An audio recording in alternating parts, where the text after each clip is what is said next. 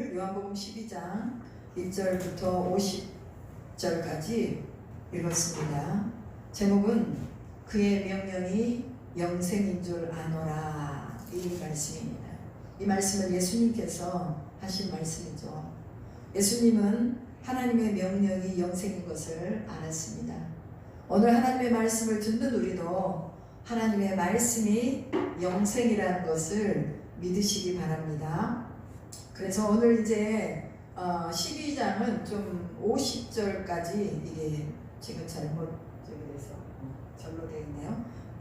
50절까지인데 이 50절까지의 말씀을 우리가 그냥 제가 설명하는 식으로 이렇게 한번 쭉 보기를 원합니다. 그리고 그 안에 주어지는 영적인 메시지를 우리가 잡아야 될 것들이 있기 때문에 이 메시지를 잘 잡으시기 바랍니다. 세상에서 가장 미스테리한 이야기가 쓰여진 것이 있다면 그것은 성경 말씀입니다. 왜냐하면 인간의 이성이나 합리적인 사고로는 도저히 이해할 수 없는 말씀이 성경이기 때문에 그렇습니다. 하나님이 말씀으로 천지를 창조하셨다는 것, 이것은 이성으로 이해되지가 않죠. 어떻게 말씀으로 세상이 만들어질 수 있겠습니까? 또 무엇을 만들려고 하면 재료가 있어야 되는데 아무런 재료도 없이 말씀으로 우주를 만들었다고 하니 이것은 이해가 되지 않는 말씀이죠. 또한 선악과 하나를 따먹었다고 하나님이 만들어 놓으신 작품이 그 에덴에서 아담과 하와를 추방했다고 하는 것도, 하나님은 사랑의 하나님이라고 말하는데 이 사랑의 하나님의 차원에서는 이 말씀이 이해가 되지 않는 것이지요. 사랑과 용서와 자비의 하나님을 에덴의 아담과 하와의 이런 이야기가 결코 우리는 이해할 수 없는 일입니다. 오늘날의 평균 수명은 80에서 100세라고 말합니다. 그래서 120세만 살아도 와, 오래 살았다 이렇게 말하잖아요. 그런데 성경에서 무두셀라 같은 사람은 969세를 살았습니다. 아담은 어떻습니까? 930세를 살았습니다. 969세라는 것은 거의 1000년을 산 것입니다. 근데 여러분, 사람이 1000년을 살았다는 것이 이해가 되느냐는 말씀이죠. 영원을 살아보지 않는 우리에게 영원이라는 세계는 더욱더 이해가 되지 않습니다.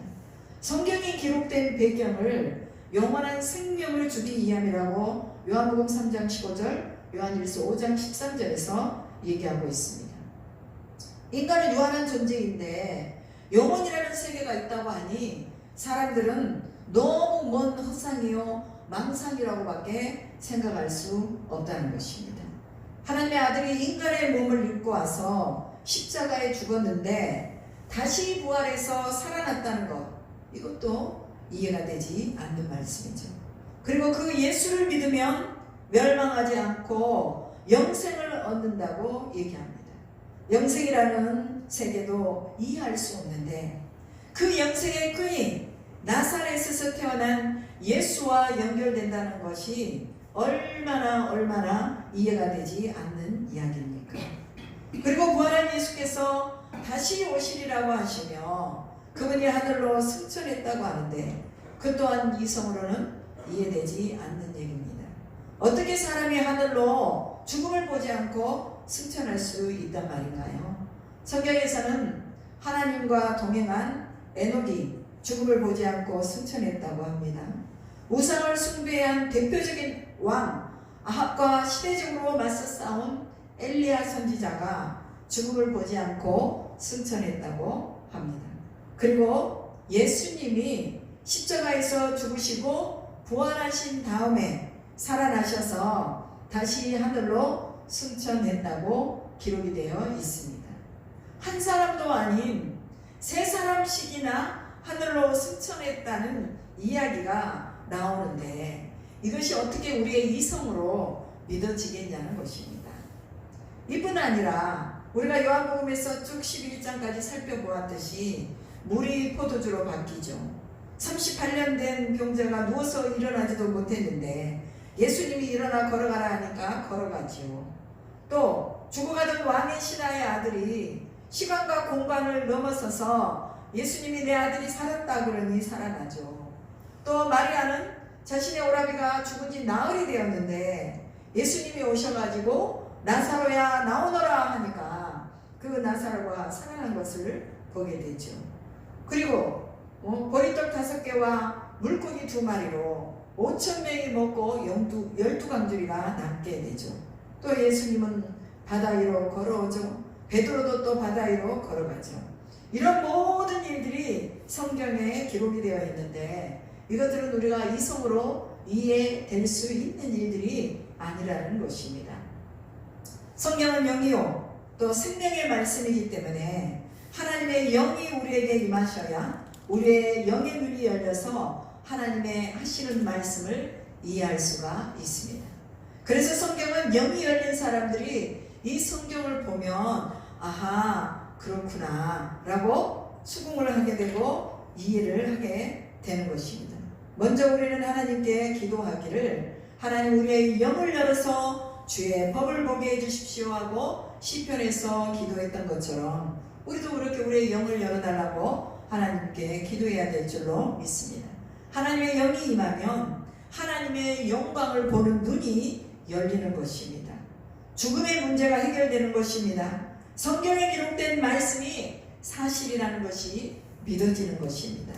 그래서 세상에서는 가장 어리석은 자로 살아도 된다고 하는 이런 선택을 해나가는 것입니다. 그러나 하나님께는 가장 존귀한 자가 되고 능력 있는 자가 되는 것입니다. 기독교는 다시 오신다고 하는 예수 그리스도를 기다리는 신앙의 종교입니다. 인간이 만든 종교가 아니라 그 안에 하나님이 개입하셨고 그래서 창조주의 계획이 실제적으로 미래를 열어가는 이런 이야기를 해주고 있는 것이지요. 우리가 계시록 22장에서도 잘 보고 알고 있습니다. 우리가 예수님을 구주로 영접하면 성경의 이야기가 실제적으로 우리의 삶에 들어오게 되는 것이고 또 이 성경의 이야기가 실제적인 삶에 들어오니까 초자연적인 일들을 많이 경험하게 되는 것입니다. 그래서 우리는 무슨 문제가 있거나 또 믿음 안에서 무슨 어려운 일이 있을 때 서로 중보기도를 해달라고 중보기도를 부탁을 합니다. 그럼 중보기도를 하게 되면 믿음의 사람들이 함께 기도하니까 이 영적인 문제에 막혔던 것들이 이제 뚫리는 것을 보게 되는 거죠. 왜 중보기도를 요청합니까? 반드시 기도에 응답이 있기 때문에 요청을 하는 것입니다. 그래서 그 기도에 응답을 본 사람들이 또 무슨 문제가 생기거나 기도에 제목이 있으면 또 함께 기도해 달라고 기도를 부탁을 하는 것입니다. 성경의 이야기는 신화적인 그런 이야기가 아니라 실제적인 그런 실존의 이야기들입니다. 역사적인 바탕 위에서 하나님과 인간과 또 문학과 학문과 도덕 그리고 구원을 다루고 있는 통합적인 하나님의 구원의 경륜이 있는 이야기가 바로 성경입니다. 성경의 결론은 뭐냐? 하나님이 통치하시는 나라에 들어가는 것이 바로 성경의 결론입니다. 그러나 하나님의 나라에 들어가지 못하는 사람들도 있다는 것을 우리는 성경을 통해서 보고 있는 것이지요. 마태복음 7장 21절에 너희가 하나님의 나라에 들어가지 못하는 자도 있다. 그럼 하나님의 나라에 들어가는 자들은 어떻게 해야 된다 하고 마태복음 21장에서 기록하고 있습니다. 하나님이 통치하시는 나라는 사나운 일이나 또 어린 양이나 염소나 함께 눕는 곳입니다. 어린아이가 독사의 굴에 손을 넣어도 독사들이 그 아이들의 손을 물지 않는 해함도 없고 상함도 없는 나라가 바로 하나님의 통치하시는 나라라고 이사야 11장에서 말씀하고 있습니다. 이 나라는 사악함이라는 단어 자체가 없는 나라입니다. 그리고 유토피아의 세계를 말하죠. 감옥이 없는 나라입니다. 배신이라는 단어가 없는 나라입니다. 미움이나 눈물이나 고통이 뭔지도 모르는 나라가 바로 하나님이 통치하시는 나라입니다. 여호와를 아는 지식이 세상에 충만하면 죽어도 죽지 않는다는 것을 알게 되는 것입니다. 부활의 소망이 있는 사람은 죽음을 두려워하지 않습니다. 하나님과 함께 살아가는 사람들은 땅에서 오래 살려고 준비하지 않습니다. 영원한 세계를 향한 열망을 가지고 하늘에서 살려고 준비하면서 고통을 고통으로 받지 않고 슬픔을 슬픔으로 받지 않고 하나님과 함께 그 어디나 하늘나라라는 찬양을 함께 부르면서 살아가게 되는 것입니다. 하나님과 함께 살면 유토피아의 세상에서 사는 것이죠. 하나님과 함께 살면 독사 같은 독을 뿜어대도 요동하지 않을 수 있고 이리와 표범과 같은 맹렬한 그런 공격을 받는다 할지라도 두려워하지 않을 수 있다는 것입니다. 하나님이 허락한 고통이라면 능히 이길 수 있는 힘도 하나님이 주시는 것입니다. 이때껏 우리는 우리 자신의 힘으로 이제껏 살아왔다고 말할 수 있습니다. 우리 인생의 어려운 고비를 우리의 힘으로 버텨왔다고 생각할 수도 있겠지만 그러나 여기까지 우리가 살아온 것은 하나님의 은혜가 있었기 때문에 오늘 여기까지 살아온 것입니다. 은혜를 은혜로 알면 환난 중에서도 기쁨을 누릴 수가 있습니다. 우리의 인생에 꼬인 것이 이해가 되고 막힌 상황이 이해가 되는 것이 바로 하나님의 은혜가 오면 이해가 되는 것입니다. 우리 인생에 하나님이 절대적으로 개입하시도록 작정하고 우리는 하나님께 기도해야 합니다. 시간을 정하고 금식하고 시간을 정하고 기도하고 시간을 정하고 하나님의 말씀으로 들어가서 하나님의 은혜가 우리 가운데에 개입되도록 우리가 하나님 앞에 충성스럽게 서야 됩니다. 은혜가 은혜로 느껴질 때까지 육이 죽고 영이 살 때까지 우리는 하나님 앞에 기도하면서 하나님을 느낄 수 있어야 합니다. 창조의 세계를 느끼고 죄로부터 용서받은 기쁨을 느끼고 거의 우리의 인생을 회복해 가시는 살아계신 하나님의 역사를 경험할 수 있기를 축복합니다.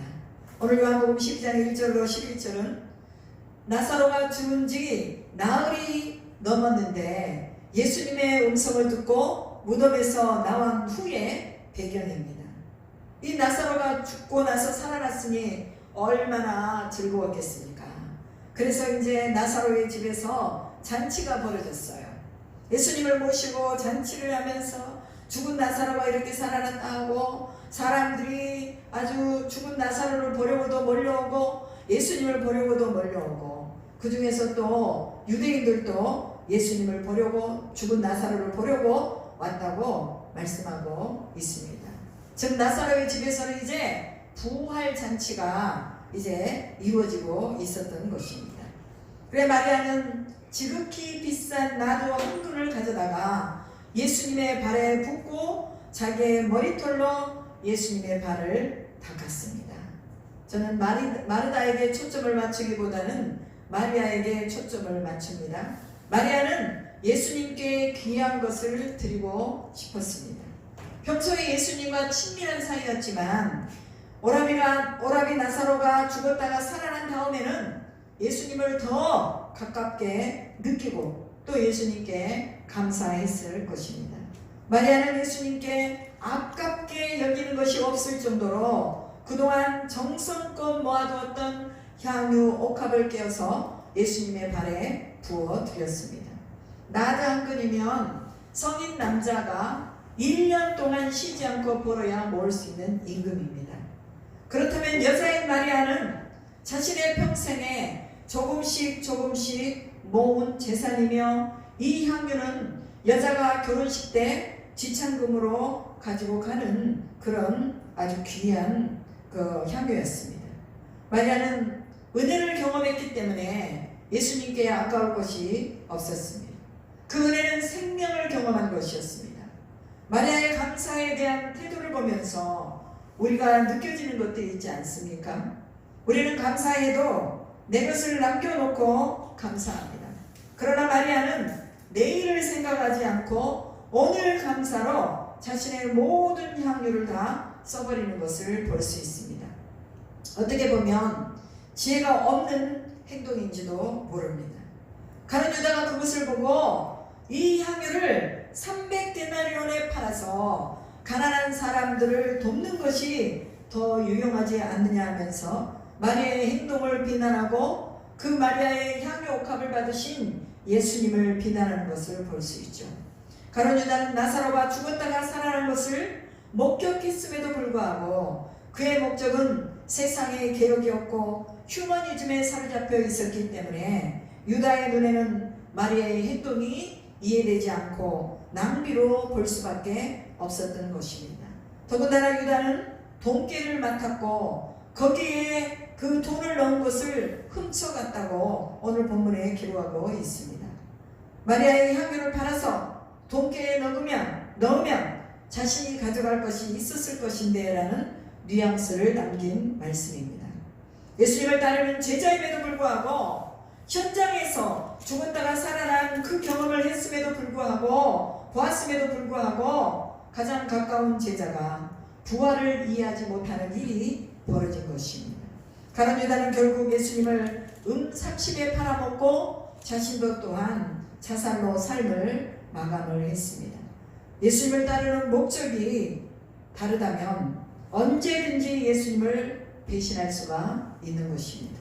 우리가 예수님을 믿는 목적은 영원한 생명과 영원 구원에 초점을 맞추고 있어야 합니다. 그래야지만이 믿음의 행로에서 탈락되지 않고 계속해서 이 믿음의 항해를 해갈 수가 있는 것입니다. 세상의 복에 초점을 맞추고 자신의 건강에 초점을 맞추고 편안함과 안락함에 초점을 맞춘다면 이것들이 없어질 때에 언제든지 원망하고 불평하면서 평생 광야에서 살다가 죽을 수밖에 없고 돈과 명예를 따라가다가 언젠가는 믿음에서 파산한 자가 될 수밖에 없다는 것입니다. 그래서 부활의 믿음과 소망은 흔들리지 않고 무엇도 아깝지 않게 주님께 드릴 수 있는 힘과 능력이 된다는 것을 믿어야 한다는 것입니다. 그래서 마리아는 이 부활의 생명과 소망을 가지게 되었습니다.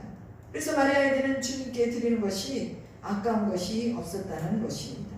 마리아는 부활의 의미를 나사로를 통해서 보고 깨달았습니다. 예수님은 요한복음 11장 25절로 26절에서 마리아에게 부활에 대한 이야기를 했지요.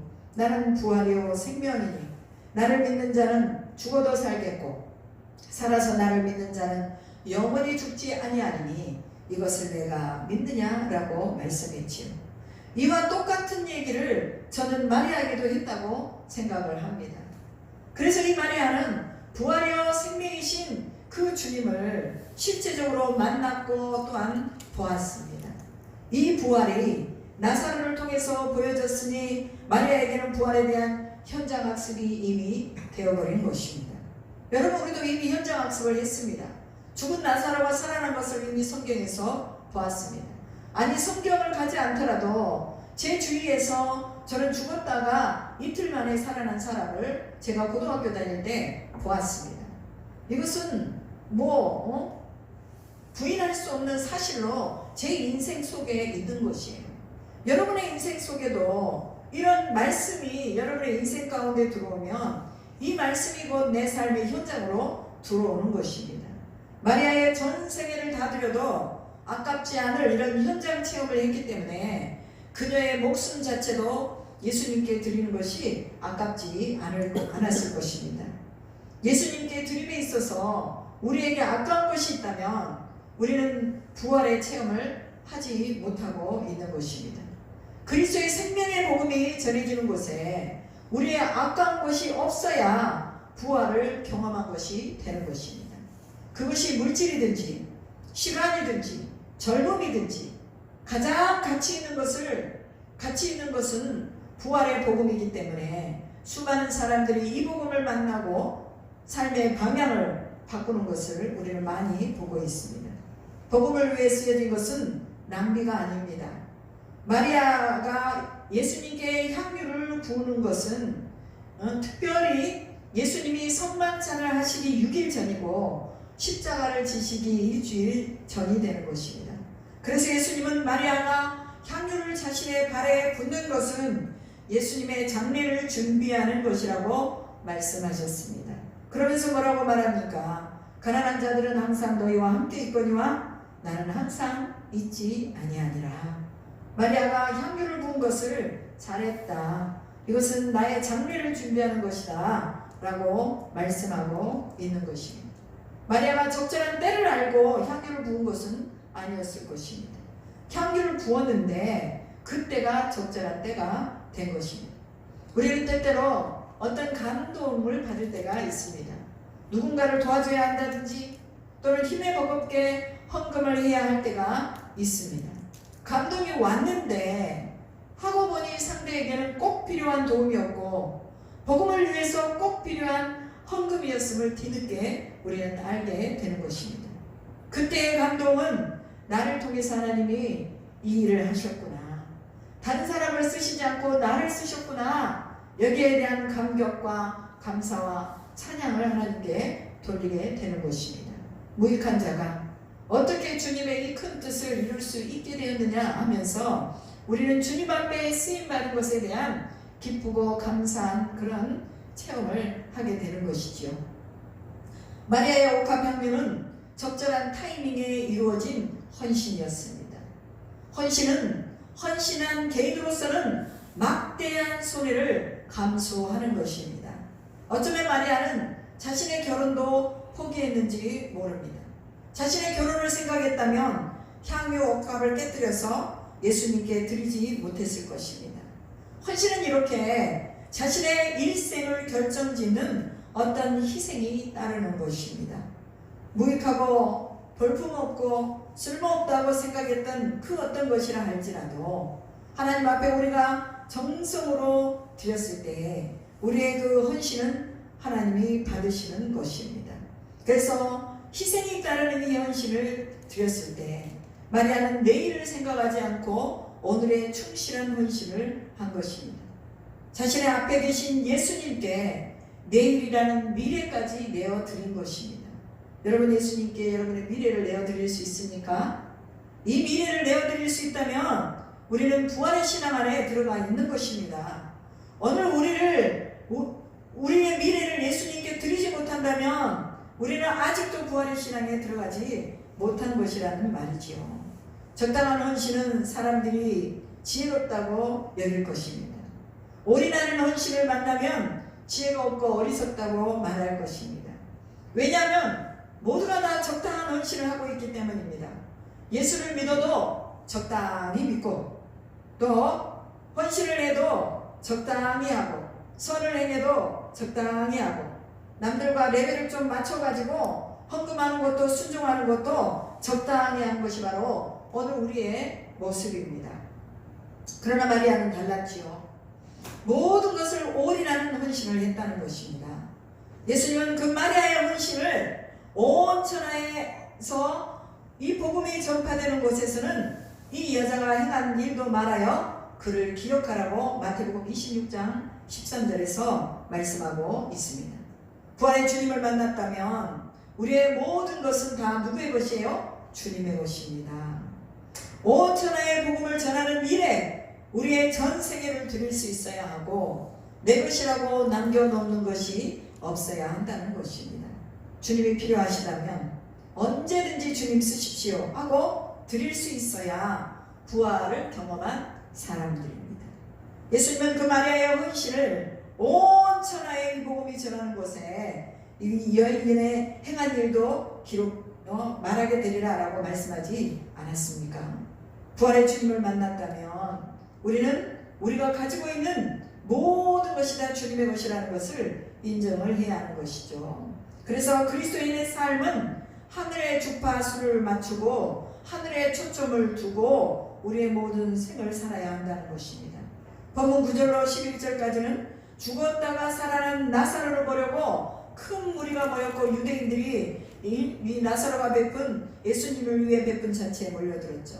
큰 무리는 유대인들이 나사로의 집에 왔지만 그 무리들은 뭐였어요? 구경꾼으로 머물다가 가버리는 사람들이었습니다. 교회는 수많은 사람들이 다닙니다. 그러나 구경꾼으로 다니는 사람들이 더 많다는 것도 오늘 본문을 통해서 보면 알 수 있습니다. 예수의 이야기를 듣지만 그 이야기를 마음에 새기지 않고 구원을 자신과 연결하지 못하고 영원한 멸망으로 가는 사람들이 너무나 많다는 것입니다. 구경꾼에게는 헌신이 없습니다. 누군가 교회에 돌을 던지면 돌에 맞고 자신에게 흙탕물이 튀길까봐 도망가고 흩어지는 이들이 바로 구경꾼들이죠. 그러나 부활을 목도한 사람은 다릅니다. 던져진 돌을 자신의 몸으로 막아내고 또 자신의 가슴으로 돌을 받아 내면서 교회를 지키는 것입니다. 자신의 모든 것을 내놓고라도 교회를 지키고 교회를 세우고 하나님의 사람들을 보호합니다. 보이는 교회를 사랑하지 않는 사람이 보이지 않는 하나님을 어떻게 사랑할 수 있겠습니까? 보이는 형제를 사랑하지 않는 사람이 보이지 않는 하나님을 어떻게 사랑할 수 있겠습니까? 모두가 거짓말이에요. 사랑에는 고통도 따르고 희생도 따르고 아픔도 따르는 것입니다. 대가 없는 사랑은 없습니다. 대가 없는 사랑을 가지려고 한다면은 그것은 언제든지 물거품처럼 사라질 사랑입니다. 언제든지 배신할 수 있는 사랑이죠. 온 천하의 복음이 전해지는 곳에 마리아의 행한 일이 말하여지듯이 오늘 우리의 헌신이 그렇게 복음이 전해지는 후대에 기억되고 말하여질 수 있기를 주님의 이름으로 축복합니다. 본문 12절로 19절까지는 6월절에 예루살렘으로 가신다는 소리를 듣고 사람들이 나귀를 타고 입성하시는 예수님을 맞이하면서 종려나무 가지를 흔들면서 호산나 찬송하리로다 주의 이름으로 오시는 이 곧 이스라엘의 왕이시여 라고 환호를 하면서 예수님을 맞습니다. 예수님은 어린 야기를 타고 입성하셨죠. 이 어린 야기를 타고 입성하신 것은 선지자들에 의해 기록된 말씀을 이루기 위함이었습니다. 제자들은 예수님이 부활하신 후에야 왜 예수님이 하필이면 어린 나귀를 타고 예루살렘으로 입성하셨을까? 이 부분이 이해가 되었습니다. 예수님이 부활하신 후에 그 사실을 알게 되었다고 오늘 본문 12장 16절에 말씀하고 있지요.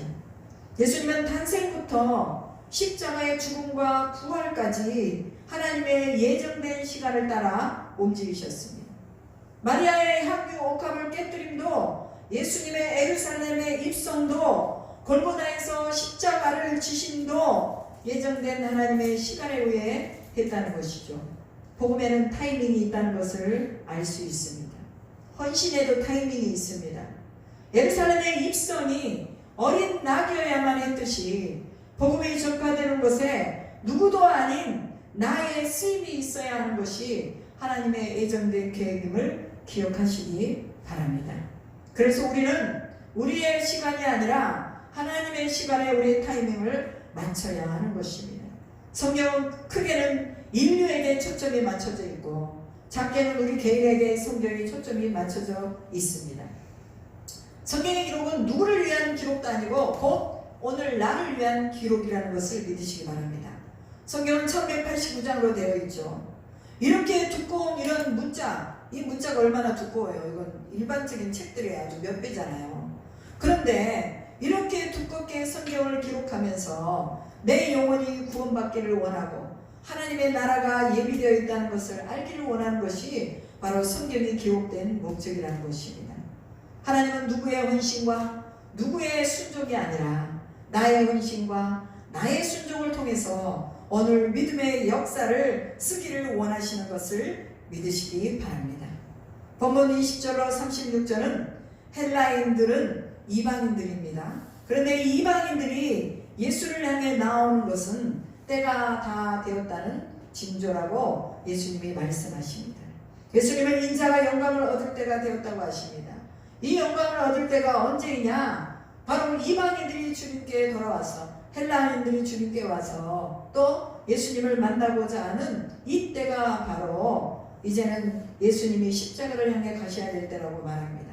그러면서 제자들에게 무슨 말씀하십니까? 한 알의 밀이 땅에 떨어져 죽지 아니하며 한 알 그대로 있고 죽으면 많은 열매를 맺느니라. 자기의 생명을 사랑하는 자는 잃어버릴 것이요 이 세상에서 자기의 생명을 미워하는 자는 영생하도록 보전하리라.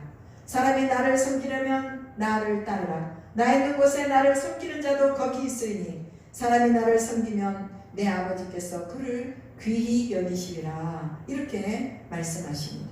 하나의 밀은 예수님 자신의 죽음을 예표하고 있는 것입니다. 또한 제자들에게도 그렇게 하나님의 밀이 되라고 말씀하시는 것이지요. 하나님의 밀은 많은 이삭을 만들어 냅니다. 한 사람 예수의 죽음이 민족의 죽음을 대신한다고 또 가야바 대제사장이 이렇게 말을 했습니다.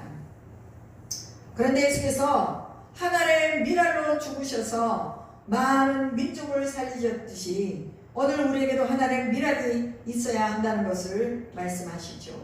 우리의 각자의 삶의 자리에서 밀알이 되기로 결단하기를 주님의 이름으로 축복합니다. 살려고 도망가지 말고 죽으려고 그곳에 계시기 바랍니다. 예수님 밖으로 도망가면 열매도 영생도 없습니다. 예수님 안에 살아야 열매가 있고 영생이 있다는 것을 믿으시기 바랍니다. 예수님은 하나님의 밀이 되기 위해서 괴로운 마음으로 하나님 아버지께 기도하십니다. 뭐라고 기도하십니까? 아버지여, 나를 구원하여 이때를 면하게 하옵소서. 그러나 내가 이를 위하여 이때에 왔나이다. 아버지의 이름을 영광스럽게 하옵소서 라고 본문 27, 28절에서 말씀하고 있습니다. 하나님의 밀은 누구나 될 수 없습니다. 하나님의 영광을 구하는 자만 하나님의 밀이 될 수 있다는 것입니다. 하나님의 밀이 되기 위해서, 즉 십자가에서 죽기 위한 그 죽음을 맞이하기 위해서 예수님이 오셨다는 것을 말하고 있습니다. 하나님의 인류 구원을 위한 큰 그림은 바로 예수 그리스도의 십자가의 죽음이었습니다. 하나님의 구원의 플랜은 예수님께도 각인이 된 것이었고 예수님은 그때를 기다리고 있었습니다. 때가 왔는데 피해버린다면 인류 구원은 이루어지지 않습니다. 예수님은 하나님의 때에 십자가 앞에 서 계셨습니다. 오늘 우리의 인생에서도 하나님의 때를 정하시고 일하고 계신다는 것을 믿으시기 바랍니다. 지금 너희 현실의 문제를 피하게 해달라고 기도하기보다는 하나님의 영광을 보게 해달라고 기도해야 하는 것입니다. 고통스러운 현실 속에 감추어진 하나님의 영광은 반드시 있습니다. 그래서 이 하나님의 영광을 누구에게 감추어 놓으셨습니까? 예수 그리스도에게 하나님의 영광을 감추어 놓으셨습니다. 그래서 예수 그리스도가 하나님의 비밀이라고 사도 바울은 얘기하고 있지요. 예수님은 그 영광을 구하셨는데 하나님은 이미 그 영광을 받으셨고 또 받으실 영광을 준비하고 있다고 본문 28절에서 말씀하고 있지요. 우리가 하나님의 밀알이 되기로 결심할 때 이미 하나님은 우리 가운데서 영광을 받으시고 또 우리 삶에서 받으실 영광을 준비하고 있다는 것을 믿으시기 바랍니다. 미래의 열매를 주시는 것은 하나님이 하시는 것입니다. 견디고 이기하는 것은 하나님이 하시는 것입니다. 어떤 사람들은 미리 걱정해서 못하는 사람들이 있어요. 어떻게 내가 그럴 수가 있어? 순교하는 사람들은 대단한 사람들이야.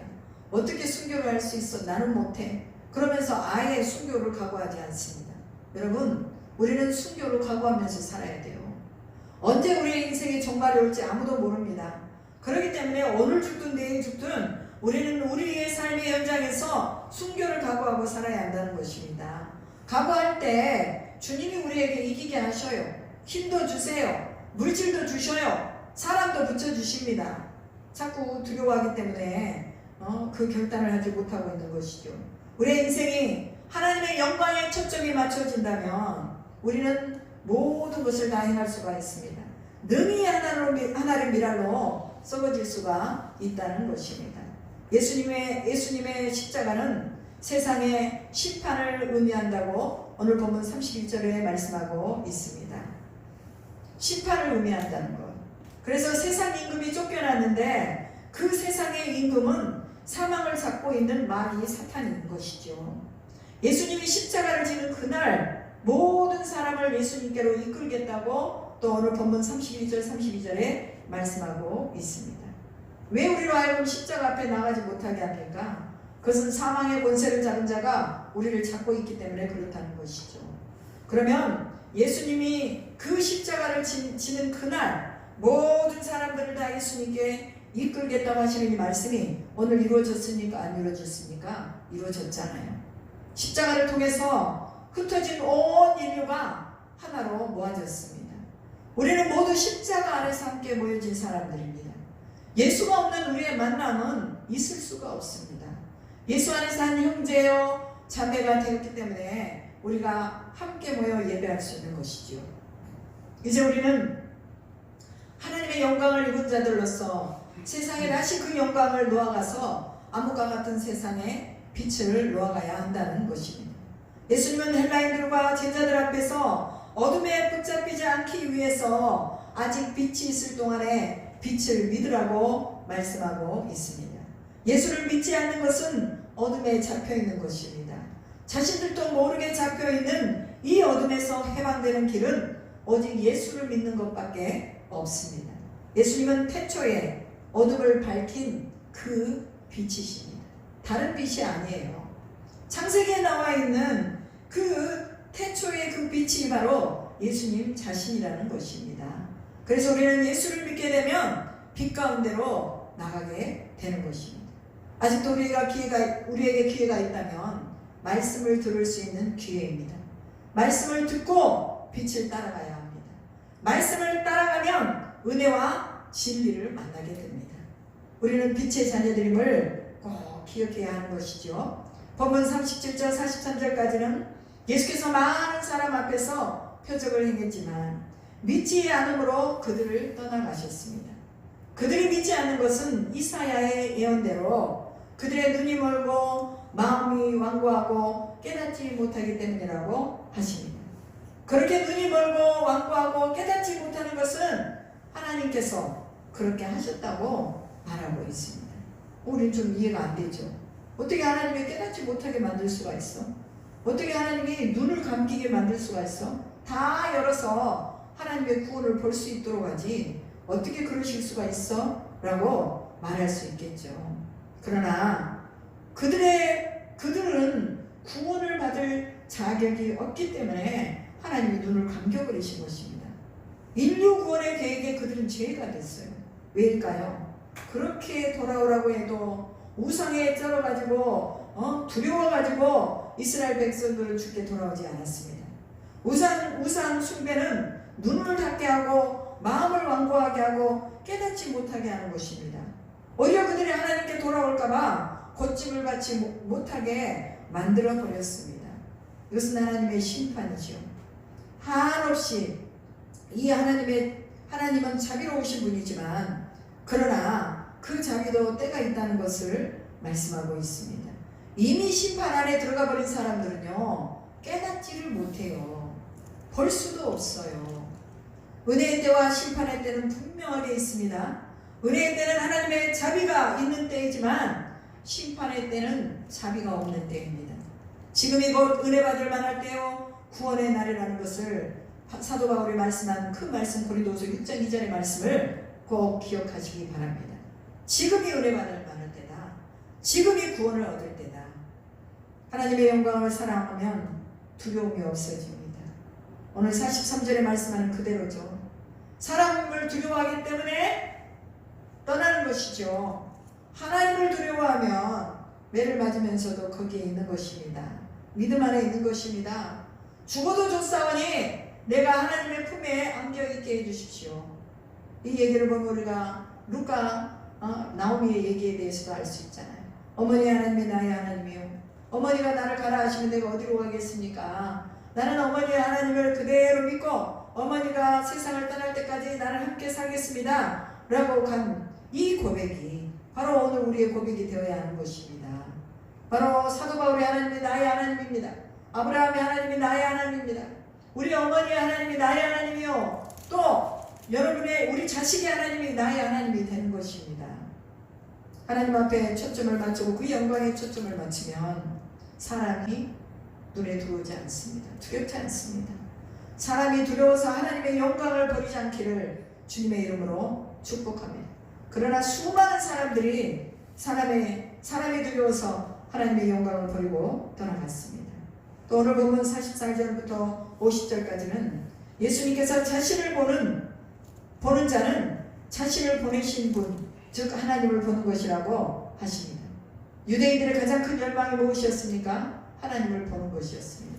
그래서 그들은 이 말씀을 묵상하고 또 이 말씀이 이마에 새기고 미간에 새기고 손목에 붙이고 문설주에 바르라고 하니까 진짜 문설주에다가 이 말씀을 써놓고 이마에다가 말씀을 써서 이놈을 여기다가 차고 다니고 또 이 손에다가 또 붙이고 다니고, 이 유대인들이 얼마나 하나님을 멸망했으면 그렇게 말씀을 붙이고 다녔겠습니까? 그럼에도 불구하고 예수께서 오셨을 때는 그들이 예수가 하나님의 아들인 것을 몰랐다는 것입니다. 왜 그렇습니까? 그들의 눈이 가려져 있기 때문에 그렇습니다. 그래서 오늘 예수께서 세상에 오신 것은 바로 그를 믿고 어둠에 다니지 않게 하기 위해서 예수께서 세상에 오셨다고 말씀하고 있습니다. 예수님이 오신 것은 심판하려 하심이 아니고 세상을 구원하게 하려 하심이다 라고 말합니다. 우리가 아까 요한복음 12장 31절에는 십자가는 세상의 심판을 의미합니다 라고 말했잖아요. 그런데 여기에서는 예수께서 세상에 오신 것은 심판하려 함이 아니라 세상을 구원하기 위함이라고 말씀하고 있죠. 여기서 말하는 예수께서 오신 이유는 바로 그 말씀을 들을 자들이 있다는 거예요. 예수께서 이 복음을 얘기할 때, 하나님의 말씀을 전해줄 때에, 또 산상수훈을 말씀할 때에 들을 자들이 듣고 이제 하나님 앞으로 나올 자들이 있다는 것입니다. 이것은 바로 아직 심판의 때가 임하지 아니한 때입니다. 그러나 십자가는 이미 심판이 임해진 자들에게는 그것이 바로 심판으로 오는 것입니다. 그래서 그 십자가 아래서 수많은 유대인들이 예수를 인정하지 않고 예수께서 부활했음에도 불구하고 제자들이 예수의 시체를 가져갔다고 이렇게 이제 헛소문을 퍼뜨리면서 돈을 주어서라도 그렇게 자신들의 어떤 상황들을 무마해 가는 거 우리는 성경을 통해서 보았습니다.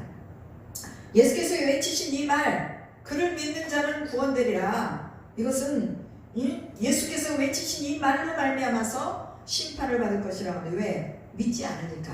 이렇게 외쳤어도 그들이 믿지 않았기 때문에 그들은 이미 심판을 받은 것이죠. 이미 외쳐진 복음을 믿지 않으면 그 믿지 않음으로 심판을 받게 되는 것입니다. 여러분, 하나님의 말씀이 믿어지니까 그러면 구원받을 자들입니다. 그러나 하나님의 말씀이 이렇게 전파해도 믿어지지 않는다면 이미 우리는 심판 안에 들어가 버린 것입니다. 예수께서는 하나님의 명령이 영생이기 때문에 하나님께서 말씀하시는 그대로 그 말씀을 전했다고 50절에서 얘기하고 있습니다. 우리도 하나님의 말씀이 영생인 것을 믿습니다. 하나님이 보내신 예수님을 믿는 것이 영생을 얻는 것입니다. 영생은 우리의 노력이나 힘으로 얻어지는 것이 아니라 하나님의 말씀을 믿음으로 여겨지는 것이요, 예수 그리스도를 믿음으로 영생을 얻는 것입니다. 그러면 그 믿음이 어디에서 난다고 그랬어요? 이 믿음은 로마서 10장 17절에 믿음은 들음에서 난다고 그랬습니다. 무엇을 들어야 하느냐? 하나님의 말씀, 그리스도의 말씀을 듣는 데서 믿음이 생긴다고 말했습니다. 그리고 로마서 10장 13절에는 누구든지 주의 이름을 부르는 자는 구원을 얻습니다. 누구든지 예수의 이름을 부르는 자는 구원을 얻는다는 것은 아직도 하나님의 은혜와 자비가 흘러나오고 있는 이때가 바로 오늘이라는 것이죠. 보내심을 받은 자가 전파할 때 예수 그리스도를 믿으시기 바랍니다. 오늘 이 감대상에서 예수 그리스도를 믿어야 구원받습니다 라고 전파할 때 여러분 믿으셔야 합니다. 그렇지 않으면 이 구원이 여러분에게로 넘어가서 다른 사람에게 이 구원이 가는 것이죠. 하나님은 순종하지 아니한 백성을 향해서 종일 동안 손을 벌리고 기다리신다고 로마서 10장에서 말씀하고 있죠. 심판의 때가 되기 전에 은혜의 때에 이 은혜를 받으시기를 주님의 이름으로 축복합니다. 오늘 12장에서 여러 가지의 말씀을 하셨습니다. 그럼 우리가 주목해서 봐야 될 말씀이 무엇입니까? 마리아가 예수 그리스도께 자신의 힘에 넘치도록 헌신했다는 것. 우리도 또한 우리의 힘에 넘치도록 하나님 앞에 헌신할 수 있는 이 마음을 가지고 있을 때에 우리를 이 복음이 전해지는 곳에 어디든지 우리의 행한 것도 하나님이 다른 사람을 통해서 기억하게 하실 줄로 믿습니다.